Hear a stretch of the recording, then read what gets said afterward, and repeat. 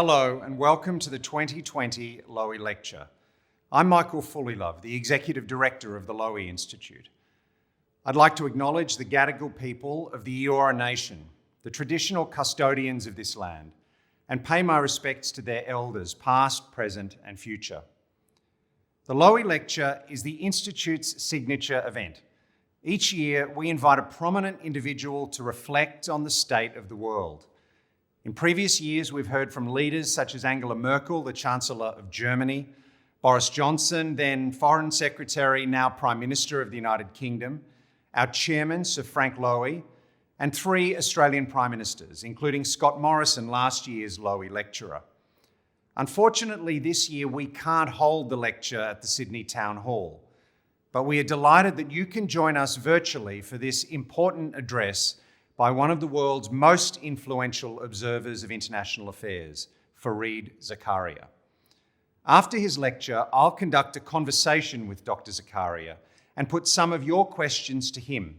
So thank you to those who submitted questions in advance.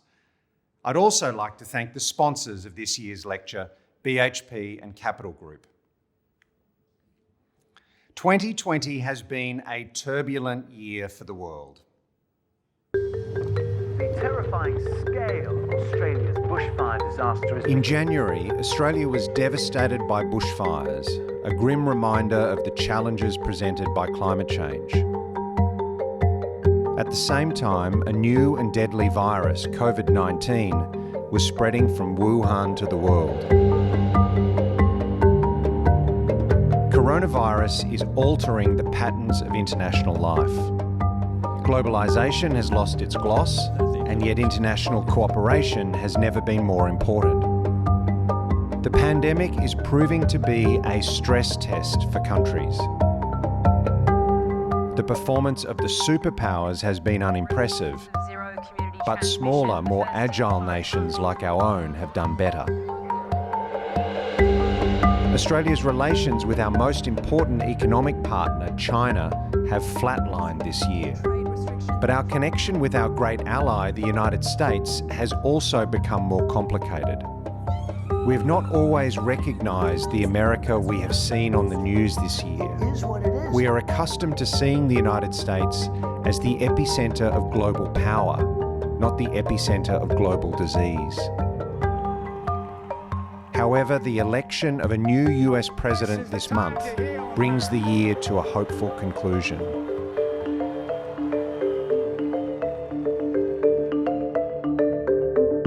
The Lowy Institute has adapted swiftly to this strange new world. We have developed new ways of delivering our analysis remotely.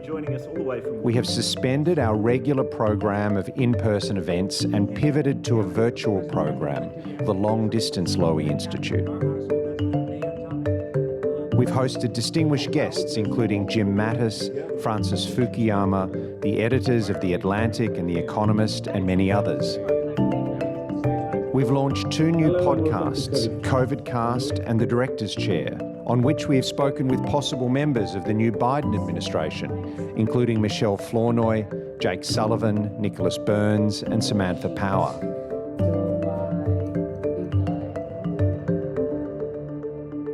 We've continued to produce our groundbreaking research, including the Lowy Institute papers published by Penguin Random House, the Asia Power Index, the Pacific Aid Map, and the Lowy Institute poll.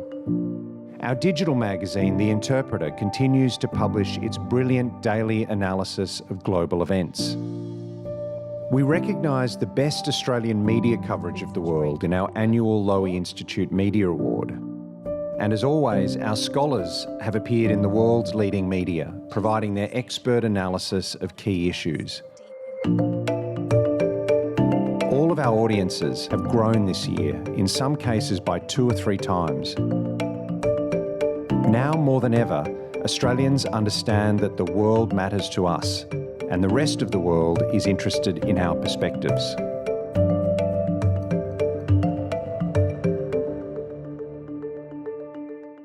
I'm very proud of the work done by my Lowy Institute colleagues this year. We now have a short message from the Institute's chairman, Sir Frank Lowy, who's in Tel Aviv.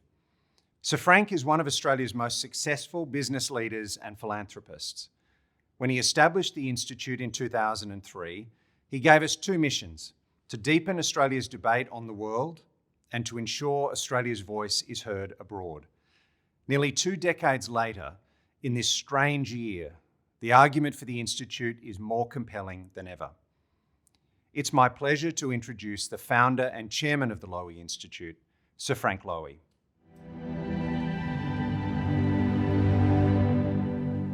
Thank you, Michael. I have delivered the Lowy Lecture at the beautiful Sydney Town Hall with some 800 people present. But of course, times have changed and we can't do exactly what we did last year. We have to do this current broadcast online. Many notable people have delivered the Lowy Lecture in the past years. Tonight, Fareed Zakaria has been asked to do that for us. I'm very pleased that he accepted our invitation because really he is the right person to deliver this lecture because of his knowledge of worldwide happenings. The Lowy Institute has done a number of these broadcasts online and they have been very busy throughout the year. So ladies and gentlemen, I'm very pleased that Fareed has accepted our invitation to deliver the Lowy Lecture, and I wish you a good evening. Thank you very much, ladies and gentlemen.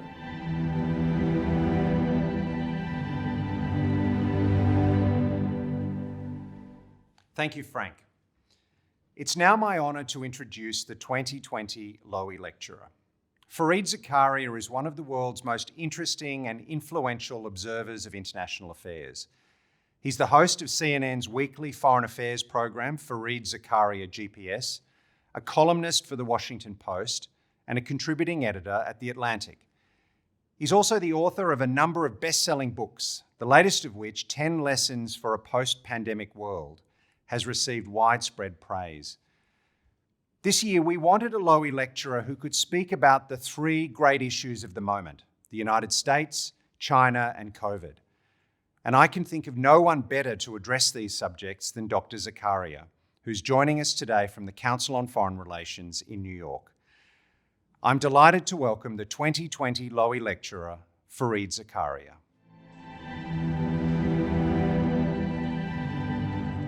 Thank you, Michael. It is a great pleasure and honor to be able to deliver this lecture, the Lowy Lecture. I have long admired the work being done by this institute. I've known lots of people who've been associated with it, and so it's a huge pleasure and an honor. Thank you for asking me. It's a strange, bewildering time to have to try to make sense of the world because so much is going on at the same time. But when one is in doubt, I find that you can look to Vladimir Lenin for inspiration. I jest, of course, but Lenin is supposed to have once said, and I emphasize supposed to because as a good journalist, I have tried to fact check this one, and it's what we sometimes call in the journalistic profession, it's too good to check. But Lenin is supposed to have said once that there are decades when nothing happens, and then there are weeks when decades happen. And in a sense, I feel that that phrase is resonant when looking at this pandemic, because the principal effect of COVID-19 has been not so much to bend or reshape history, so much as it is to accelerate it. It just feels like the things that were happening before, the trends that were already gathering storm, are becoming much, much more intense. The world has been put on a kind of fast forward. And that has taken place on a number of dimensions, but the one that I'm going to dwell on in this lecture is the geopolitical one. We should have seen COVID coming. Many of us talked about it a bit. We've had these very often in history. In fact, Western literature begins with a plague. The beginning of Homer's Iliad begins with a plague being rained down on the Greek soldiers, on the Greek armies, because Apollo was upset with the leader of the Greeks, the vain, quarrelsome, and avaricious King Agamemnon. Thucydides writes about the plague that swept Athens and killed its peerless leader, Pericles. It might well have altered the fortunes of that superpower contest. The bubonic plague, of course, probably has the most lasting effects of any pandemic in history. It kills half of Europe, ends serfdom, and begins, in some sense, the skepticism about divine omnipotence and beneficence that then begins the Enlightenment, the Renaissance, and the scientific revolution. But COVID-19 comes at an extraordinary moment because the world was already in a certain degree of disorder. We were going through what Oswald Spengler once called a kind of historical change of phase, moving from one era to the next. And these don't happen often, but we are clearly in the midst of one of those transformations. The world is moving from a fundamentally unipolar system dominated by the United States, as it has been since the fall of the Soviet Union and the collapse of communism, to a bipolar world. Navigating this new age of bipolarity will be the work and challenge of this next generation. Now, why do I call it a bipolar age? Well, Hans Morgenthau, the great international affairs scholar, when writing in the late 1940s, essentially coined the term. And his argument was quite simple. It was that you call an age a bipolar age, you call an international system a bipolar system, when the two leading powers are just in a league of their own, far ahead of everybody else. And he was looking at the late 1940s, with the collapse of Europe's empires, with the collapse of Europe's great powers, what you were left with in the world were two countries towering above all the others, the Soviet Union and the United States. Well, when you look at the world today, what is striking is how similar it feels just in the raw metrics. We're all aware, of course, the United States is the most powerful country in the world. But what is striking is that China is the second most powerful country, but the gap after that is quite wide indeed. So China is not just the second largest economy in the world, but it is almost as large as the next four economies put together. When you look at the military space, the United States is, of course, the largest defense spender in the world. China is number two, and China is larger than the next four put together. So we are beginning to see the outlines of this new system. And it actually is a comprehensive bipolarity in a way that the US-Soviet rivalry was not. China is an advanced industrial economy, in many ways the largest market in the world for cars, for computers, for solar panels, the largest industrial manufacturer by far, the largest trading nation in the world. But even at the cutting edge, of the world's 500 fastest computers, 224 are in China, and that is twice as many as are in the United States. So we have, for the first time, a true peer competitor to the United States.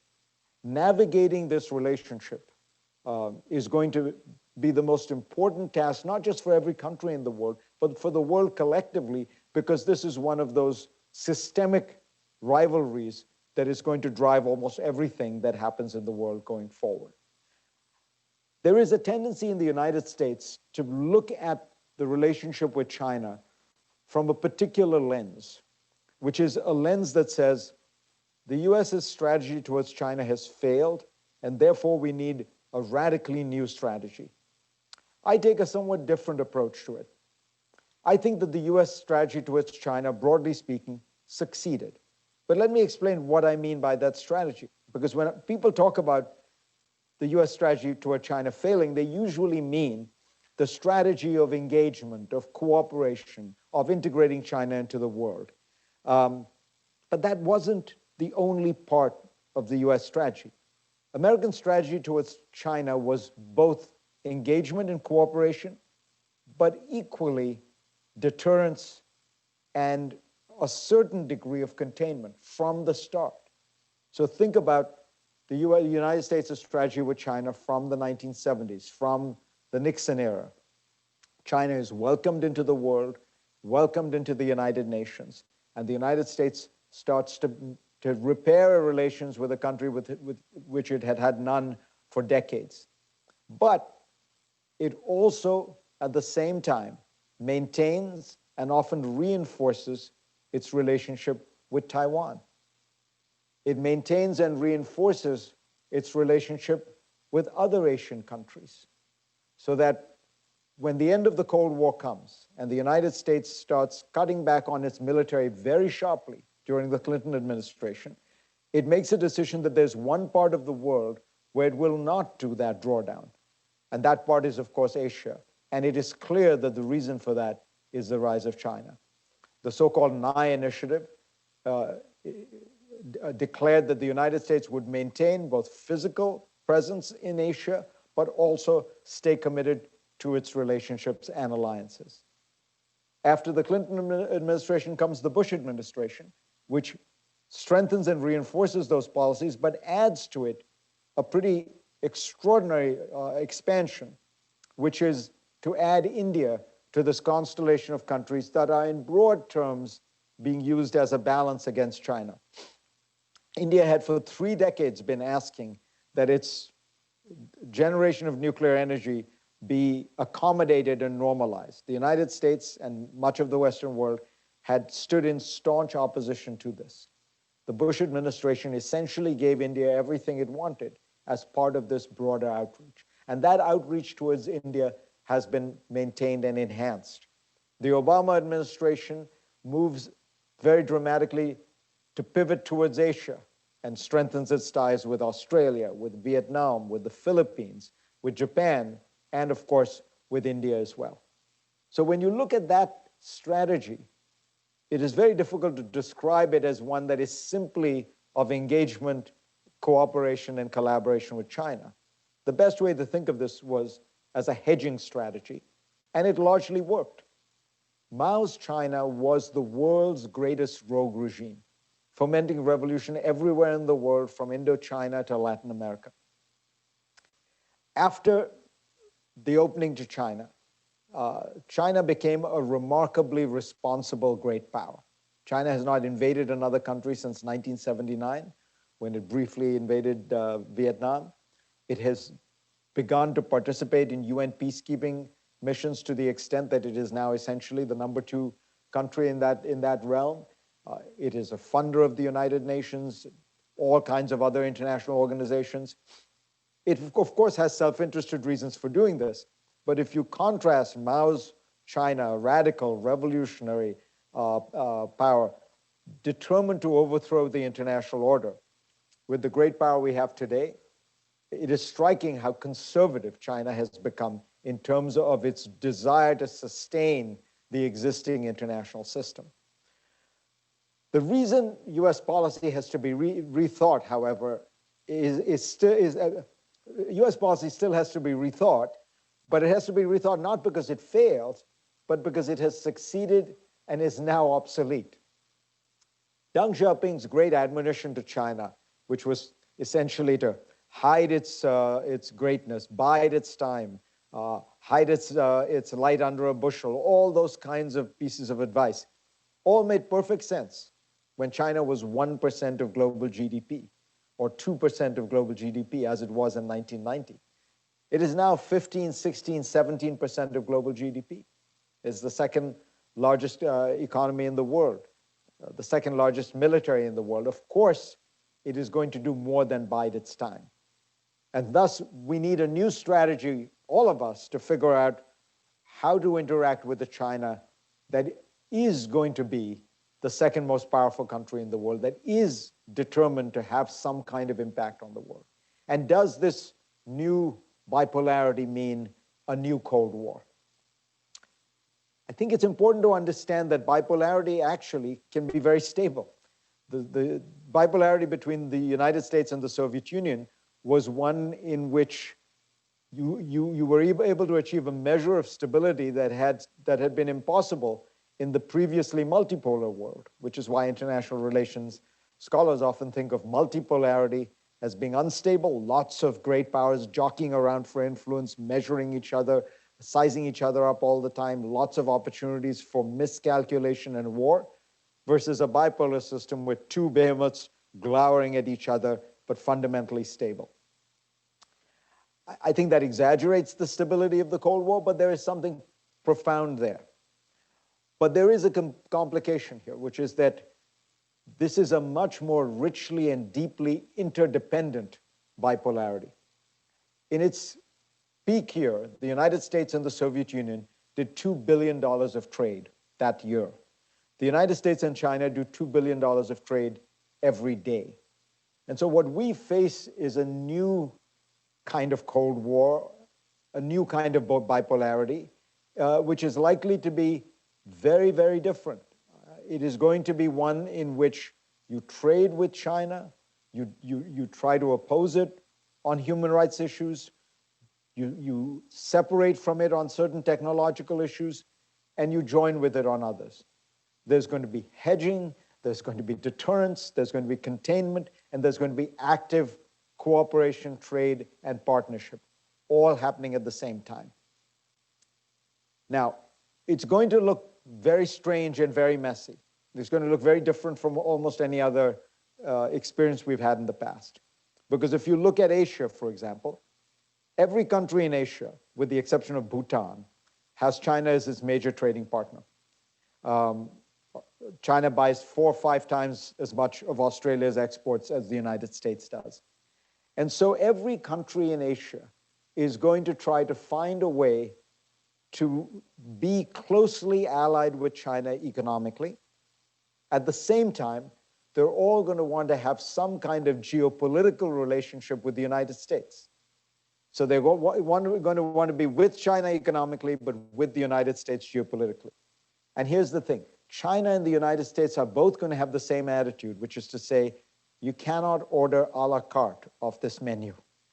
They are both going to insist on prefix. That is, if you want China's trade, you are going to have to also, in some way, be favorably inclined towards China's geopolitical influence. And the United States is going to say, if you want the 7th Fleet protecting you, then you can't buy Huawei equipment. And that dilemma is going to play itself out in different ways, in different measures in every country. But I believe that there is a path towards stability and prosperity in this new world, because bipolarity is fundamentally more structurally stable than multipolarity, because we have nothing like the conditions that led to the rigid Cold War of the late 1940s and the early 1950s. Remember what caused that. The Soviet Union being invaded on its eastern border by the Nazis, it almost losing that war, and then seeking a kind of protective cordon of friendly countries on its eastern border.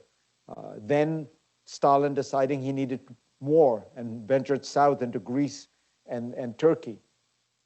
Those conditions do not apply. China does not seem to be filled with that kind of paranoia, though there is clearly a rise of Chinese nationalism. The United States, for its part, can afford to take a more enlightened view and a view that recognizes that while China poses a threat, it does not seem determined to overturn the international system. After all, China has benefited from it.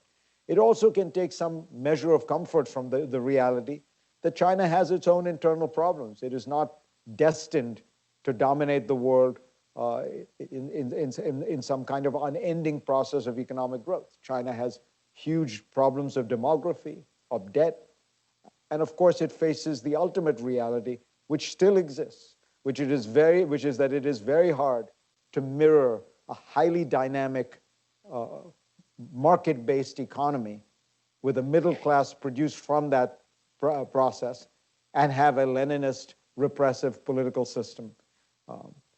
It always seems as though these things can be managed, but at some point the tensions begin to wear through. And if you don't believe me, just look at 2 Chinese societies, a bit richer than mainland China, in which you can see how the politics has developed, Taiwan and Hong Kong. So I look at that picture and I say, we have to get this right, because the costs of a new Cold War, a la the United States and the Soviet Union, between the US and China, are unimaginable. These are the two most dynamic societies in the world, the most economically advanced, and imagine an arms race between these two societies on land, on sea, in air, in space, in the cyber world. Imagine it fueled by artificial intelligence and quantum computing. And imagine the many points of friction that could lead to miscalculations, war, and escalation. All of which suggests what we should all be trying to do is figure out how to work this, how to live in this world, how to work this new reality in a way that allows for a degree of stability, a degree of openness, a degree of prosperity, and a degree of human liberty and freedom. I think it's possible. It is a hard challenge, but it is going to be the work of this generation. Thank you all so much. Thank you, Fareed Zakaria, for a terrific Lowy lecture and also for agreeing to take some of my questions and some of our audience's questions. My pleasure. I'm going to ask you some questions about your thesis on bipolarity in US-China relations, but I'd actually like to start on the United States, seeing as we can see you're sitting in New York, where COVID which is still in the grip of COVID. Even to record this interview required us to abide by, strict COVID protocols. So let me ask you about your thoughts on how the United States has responded to COVID. It does seem to me that COVID is like an X-ray on societies, and it shows up various maladies. And I must say, all of us here have been shocked and saddened by some of the frailties in the United States that have been exposed by COVID. We're used to seeing your country as the global epicenter of power, not the global epicenter of disease. So can I ask you, you're an immigrant to the United States, Fareed, and immigrants are good observers. What have you learned about your country from COVID? Have you seen your country through new eyes in a way? It's a great question, Michael. In some ways, yes. I would say that there are many things that have happened. You're absolutely right. The pandemic has been revealing in an extraordinary way.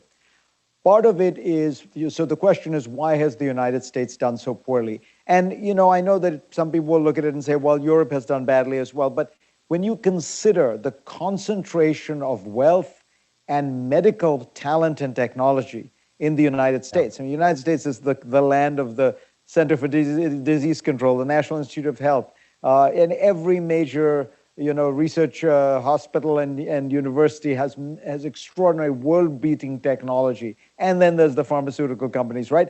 How did it do so badly? Part of the answer is that the pandemic, in a strange way, exposed some of the frailties of the American system. So America's, one of its great strengths is the crazy quilt patchwork of center, state, local authority, so that you have a lot of bottom-up innovation. No one is in control. Everyone's connected, but no one's in control. And that's a great strength of America.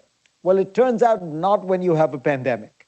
You need a coordinated national response. You need uniform standards for travel, for mask wearing, for testing, for quarantine. We, in fact, have 9,000 different authorities.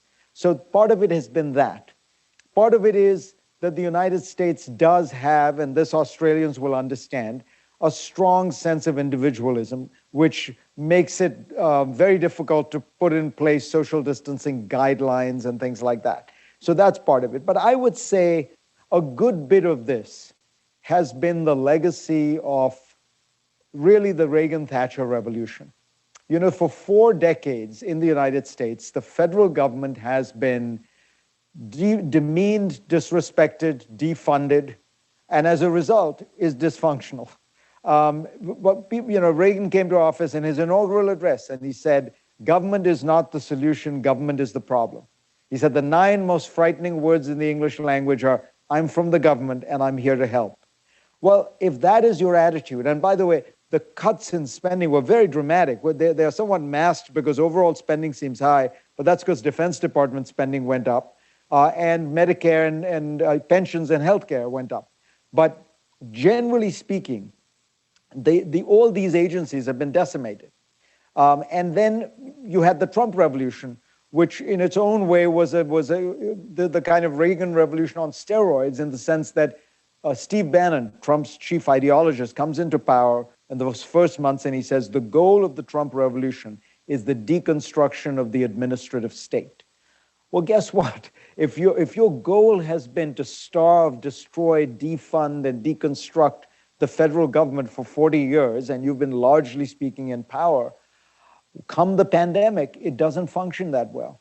All right, part of the problem with America's response also, of course, was the leadership from the top.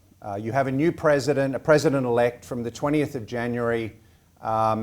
President-elect Biden has told us America is back. Let me ask you, what kind of foreign policy do you think Joe Biden will run?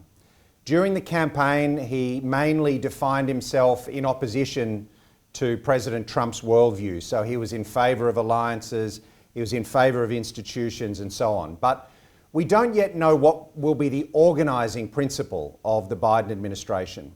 When you squint your eyes and you look at Biden's 5 decades in office, you look at some of his new foreign policy and national security picks, is he likely to set out to try to restore the liberal international order? Will it be a sort of a great power competition model? Will we see a repivot to Asia? Before we get to China as such, what do you think will be the principal goal of President Biden's foreign policy? So let me say a little bit first about his COVID strategy, because that's important, because in order to move on anything else, he's got to first deal with COVID. So I think he could end up getting lucky, because if you think about the COVID as 2 phases, the first phase, which has been the public health response, the United States has essentially botched. But the second phase, which we are beginning to see, is largely driven by the private sector, which is therapeutics and vaccines. And there, I think what you're going to see is the United States will outperform just as it underperformed in the first phase, because American companies are going to do better than people realize. The vaccines are, I think, better than people imagine. I think the delivery systems will work fine. We do this with the flu every year.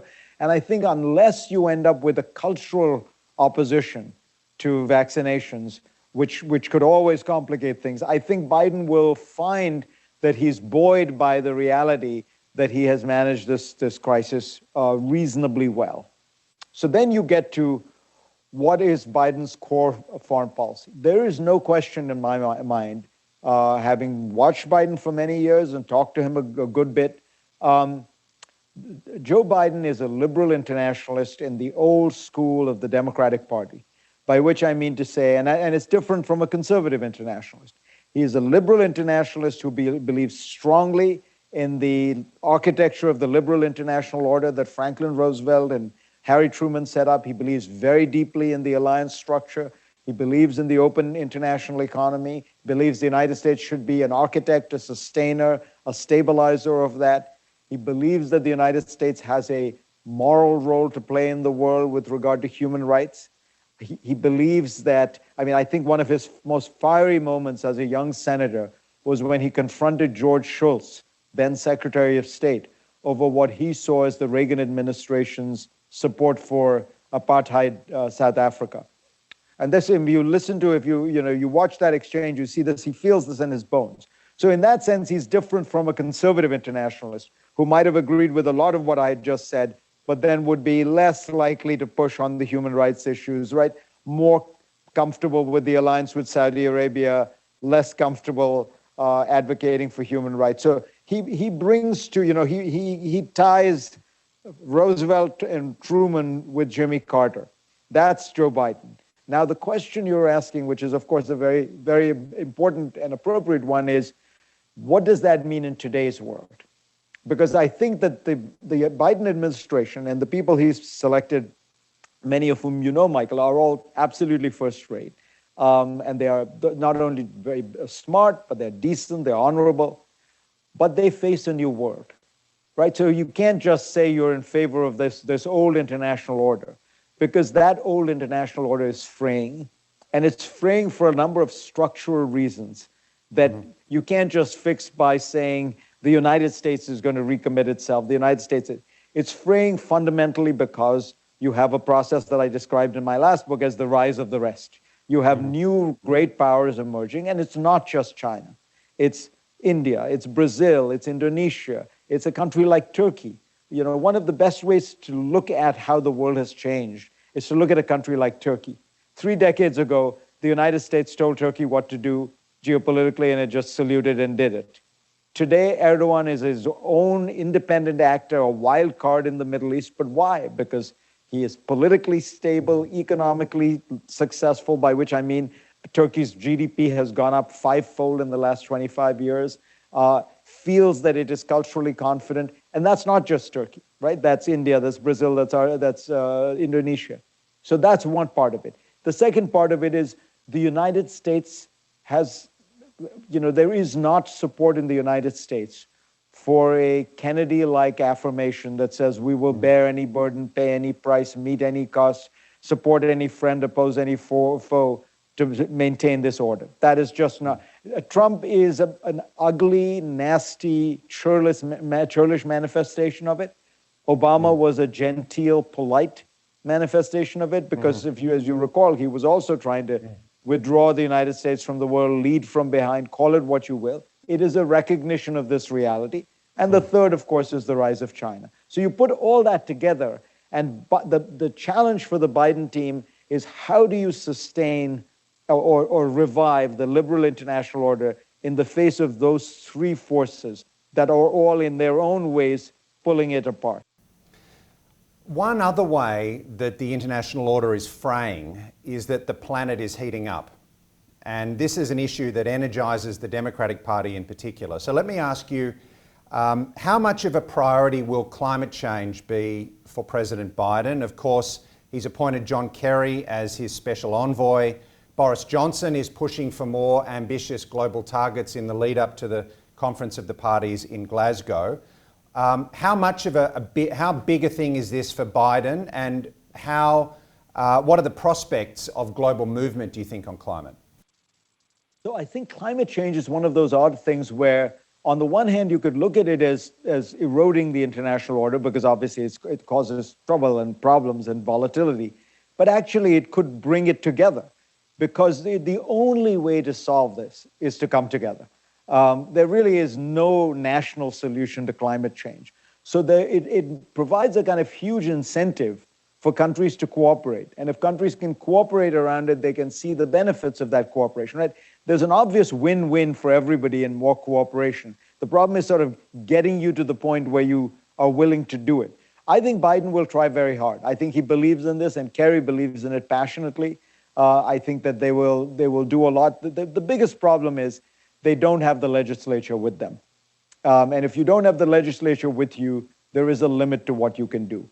I believe the most sensible thing to do is actually what the incoming Treasury Secretary, Janet Yellen, has proposed as part of a group, which is a price on carbon. There is simply no way to get serious about climate change without disincentivizing the activities that are leading to massive amounts of CO2 entering into the atmosphere. You can subsidize and incentivize all you want, but there are two things going on at the same time, and you have to get those CO2 emissions down. So I think that will be hard without the legislative branch, but he will do what he can. The thing to remember in all of this, of course, is China gets a vote too, and on this issue, so does India. Right now, India continues to build coal-fired power plants. I forget whether it's every week or every 2 weeks, but they're rolling them out. And unless we can get a grip on that, and that again will require international cooperation, because you'll have to set standards and you'll have to incentivize India to not do that. Until you can get that going, nothing the United States does by itself will matter. All right, let me come to the question of China. You made a powerful argument for the United States and China really finding a mode of coexisting, I think might be one way of summarising it, where they can each achieve their objectives but at the same time recognise the prerogatives of the other as a great power, if I can summarise it that way. Of course, when it comes to recognising the prerogatives of a Leninist state, that's often very unpleasant and uncomfortable, whether it's their behaviour in Xinjiang or Hong Kong or on their peripheries or many other elements of the Chinese system. So what do you say to those critics, those hawks in Washington who would say, look, Obama tried all this. He tried reaching out, making concessions to the Chinese. The Chinese pocketed them and then asked for more. And the only way to behave towards the Chinese is from a position of strength, because Beijing recognises, respects strength. It knows what it is to be weak. It remembers being weak. It didn't enjoy being weak. So you've got to be strong to China. You've got to take an ally-focused approach, make sure your allies are comfortable, and only then go to the Chinese with concessions. In other words, the emphasis should be more on balancing and hedging and deterrence rather than engagement. I'm all for strength. I'm all for building up to a position of strength. Dean Acheson used to say, you negotiate from positions of strength, and the United States should do that. And the fact that we haven't worked with our allies is probably the central mistake of the Trump foreign policy, and there are many. But certainly I would say the number one mistake was the abandonment of America's allies. But I think it's important to look at history honestly. So the truth of the matter is the Chinese have abused the quote unquote the trading system much less than people think. Mostly they have used it very cannily.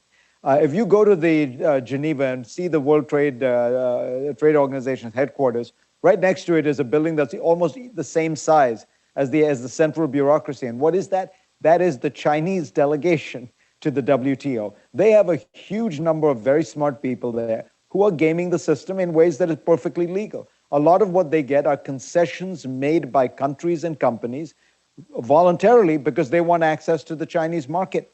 Australia is very familiar with this. And then when things go sour, they come and complain. The United States bends the trade rules to its advantages all the time. I mean, one of the ways of looking at what China is doing is saying we want to have the same prerogatives that other great powers have, which is mostly we abide by the rules of the road, rules of trade. But when it's really important to us, we get to cheat. And their number one example of that would be the United States. The number two example would be the European Union. So, look at agricultural subsidies in both of those countries, for example. So, none of which is to say I want us to concede anything to China, but I think we have to be realistic in asking the central question we're not asking. What is an acceptable level of influence for the world's second largest economy and second largest military to have? If we can come to some agreement with our allies as to some broad parameters, then we can say this is the red line you can't cross. But if every action that China takes is viewed as some kind of a tripwire, and by the way, a tripwire that we just holler about and don't do anything about because we don't actually have the capacity to do something, then it begins to seem like you're setting yourself up for failure rather than an intelligent strategy of both coexistence but also containment. All right, let me ask you this question from an Australian point of view, if you like. China is Australia's most important economic partner, accounting for nearly 40% of our exports. But Australians have lost confidence and trust in China in recent years, in partly because of China's domestic and external behaviour, but partly because of what a lot of Australians see as encroachments on our sovereignty. And you might have seen in the last couple of weeks, there was a very interesting document of 14 points of disagreement that the Chinese embassy leaked to the media, which included demands, for example, that Australians remove restrictions on Chinese foreign investment, prevent the media from reporting on issues that would offend China, repeal legislation designed to prevent foreign interference in our politics. It's hard for the United States to come up with a modus vivendi with China. How much harder for a country of our size? So let me just ask you, what would be your advice to Australian Prime Minister Scott Morrison and other leaders in Asia that want a positive relationship with China? We understand that China's not going anywhere and we're not going anywhere, but at the same time, we don't want to live in another's shadow. We want the right to make our own way. What would be your advice? I've often thought that, and said to my friends around the world, you've often complained bitterly about American imperialism, so-called American imperialism. As you watch Chinese imperialism, you're going to get very nostalgic for American imperialism. And I think that I have friends in Africa who tell me they already are somewhat nostalgic for American imperialism, watching the Chinese variation. Look, I think Australia has an extraordinary challenge, but an extraordinary opportunity. The challenge is exactly as you laid out. China is vital to your economic health, but both geopolitically and morally, it raises very difficult questions. And so, to my mind, Australia is the pivot country in the sense that can Australia make this, can Australia navigate this new bipolar world? So I think the most important thing Australia is going to have to ask itself is, how does it maintain its sovereignty? How does it maintain its independence while engaging in this grand balancing act? It is going to have to continue to trade with China, for sure. It is going to have to be somewhat careful about not trying to seem that like it's fomenting a democratic revolution in China. And on that issue, I want to remind people, you know, it's easy to get selective here. I don't see Australia trying to foment a democratic revolution in Saudi Arabia. I don't see Australia trying to talking about the situation in Kashmir, where Muslims are being treated very badly by the democratic government of India. There are lots of things going on in the world where where Australia takes a somewhat circumspect view. The core issue, however, is can you maintain your viability, your economic sovereignty, while pushing back? And I think the best model here in some ways is Singapore. Lee Kuan Yew once said to me that one of the things he was proudest of was the fact that he had been able to maintain Singapore's independence in the sense that it was seen as a broadly pro-American country and part of the American sphere, but never an anti-Chinese country, and never one that the Chinese thought was an enemy. And that part of that, he said it was important to us culturally, it was important to us politically, it was important to us geopolitically. I think Australia has to move in that direction. It has to figure out how can it push back, where does it, where can it draw lines, and can it find a pragmatic way to adjust to China? Right now, it looks hard, honestly, because the Chinese are pushing. And the Chinese are trying to find the space that they can enter. How much can they get here? Those 14 points are frankly extraordinary. I mean, it's very rare to see something that crude in terms of demands being made from one country to another. I think that the Australians should publicize this. This is not well enough known in the world. I think that China, my own sense is that at some point China will realize that this crude, aggressive, warrior wolf diplomacy is backfiring. It's backfiring. It has triggered massive opposition in Australia, in India, in Vietnam, even in the Philippines, where Duterte, for his own reasons, was somewhat pro-Chinese. They have actually strengthened their ties with the United States. In Japan, of course. So at some point, the Chinese will face a realization, which is their foreign policy has created a situation in which they are now surrounded by a series of hostile neighbors in Asia, and they will adjust. Or they will face a very tough strategic environment. And I think that pressure can be maintained, that deterrence can be maintained, but there's no reason for trade not to continue. I think we have to think back to the 19th century, those rivalries between Britain and Germany and France. Remember, all the while, these people were trading with one another handsomely. We didn't, we have, our model of this kind of rivalry comes from the Cold War, in which there was a clean break between the two sides economically. But that was only because communism's crazy economics meant that it didn't want to be part of the international economy.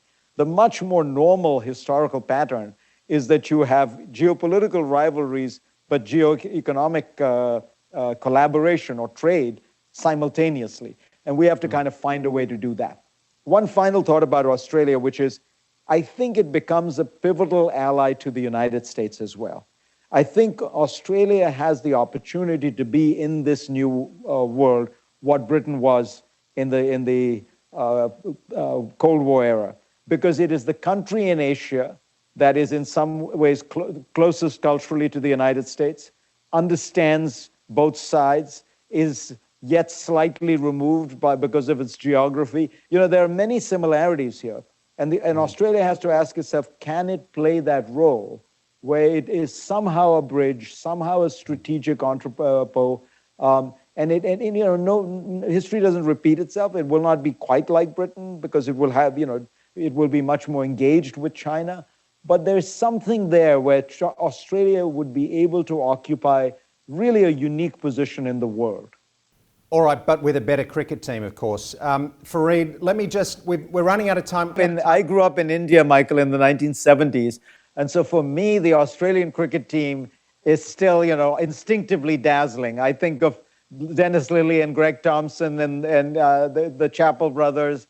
I mean, that's, I realize that things have moved in different directions since then. All right, we're running out of time. Let me put a couple of questions from our audience to you and then wrap up. First of all, just a quick one from Dominic Villet. He asks, Fareed, what is one Trump administration foreign policy that you think President Biden should continue? I don't know I'd call it a foreign policy because most of Trump's policies were really kind of almost emotional impulses. But he is right about the WTO. The World Trade Organization is really extraordinarily badly set up. It's based on a one person, one country, one vote system. So, Liberia has the same weight as the United States or Britain or China or Australia. It makes no sense. It is unable to navigate this transition that China is making from a developing economy to a developed one. It needs fundamental reform. You're not going to be able to make this system work with the current WTO. You will either find that countries sort of break it and then go and freelance, or what we need is a real reform. Trump's instinct was to break it. I would rather see it reformed, but he was absolutely right. The current World Trade Organization just does not work. We have a question from Gaurav Sen, and Gaurav asks, what does Mr. Biden's election mean for the Quad? That is the United States, India, Japan and Australia. And I might expand the question slightly. We're seeing a lot more cooperation between like-minded countries. Also, the Five Eyes nations are doing more. Mr. Biden himself has spoken of an alliance of democracies. So what are we likely to see in terms of cooperation between the like-mindeds? My guess is that it will actually pretty much go back to what it was like. I wouldn't imagine. I think that one can get too dewy-eyed about this, as you well know, with all these countries within the Quad, within the Five Eyes, they all also spy on each other. So, let's not start imagining some kind of confederation of nations here. But there will be, we'll be back to the kind of active, friendly cooperation. The odd thing about Trump's policy, Trump's attitude on those issues was it was totally self-defeating.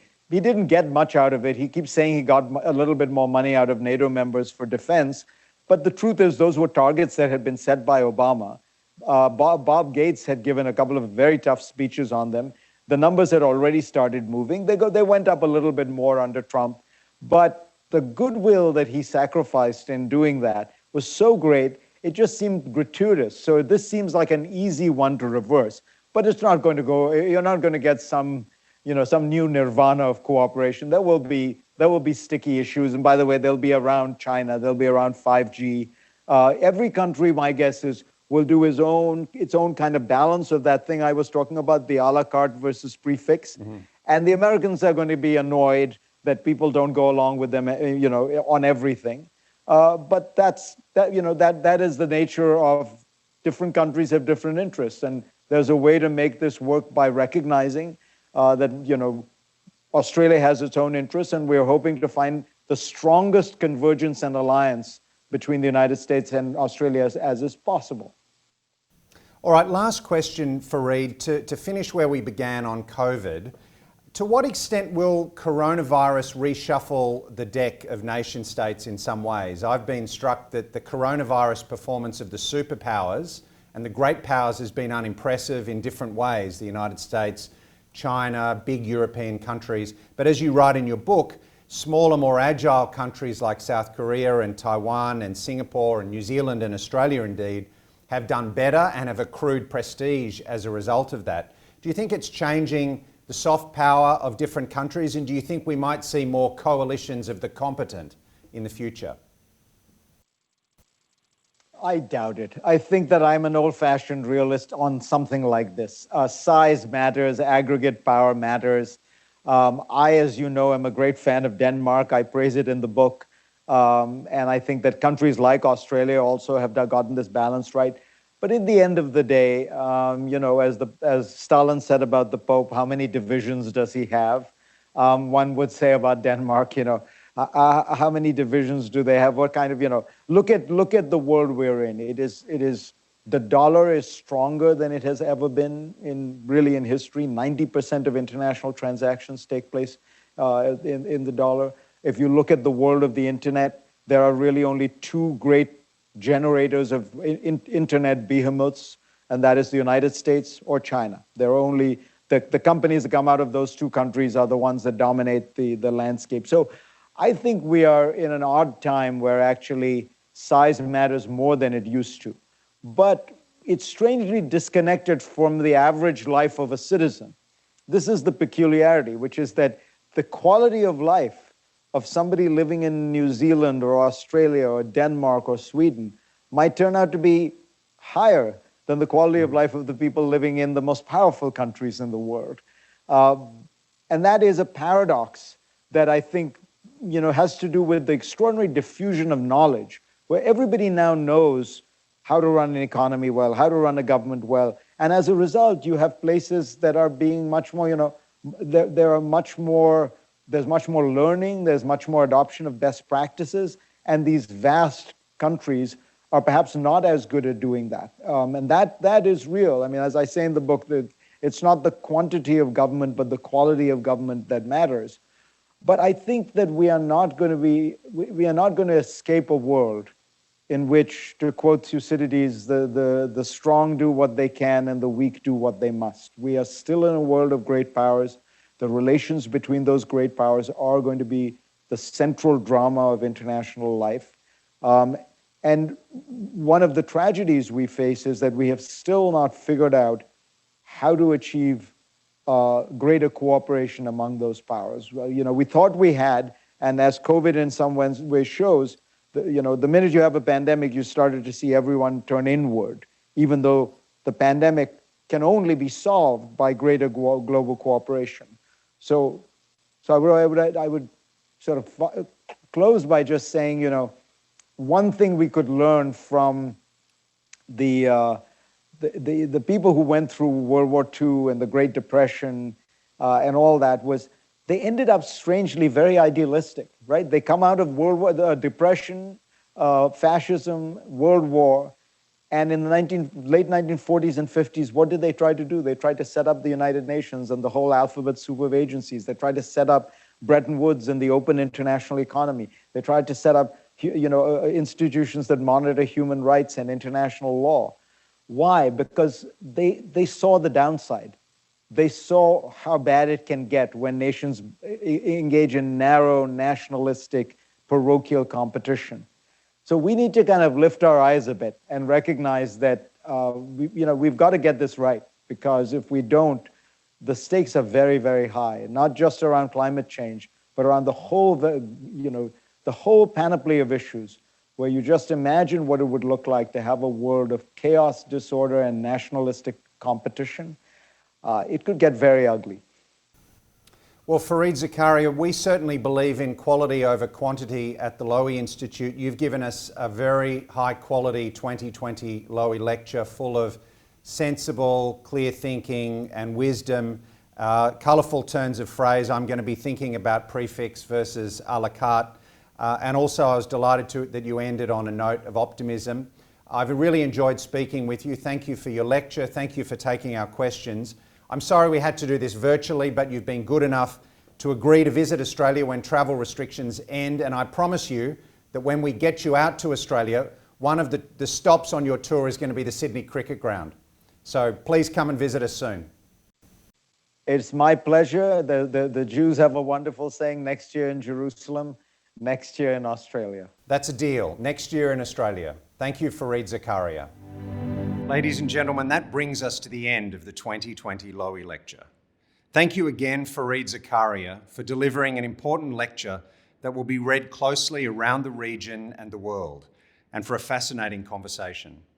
Thank you also to my chairman, Sir Frank Lowy, for sending his well wishes, and to the Lowy family for their ongoing support of the Institute. I'd like to acknowledge all the Institute's corporate and government members and supporters, and in particular the sponsors of the 2020 Lowy Lecture, BHP and Capital Group, for their generous support. Finally, thank you all for joining us. We look forward to seeing you again soon, certainly on the screen, but hopefully before long at our headquarters here on Bligh Street, Sydney. Thank you, and stay safe and well.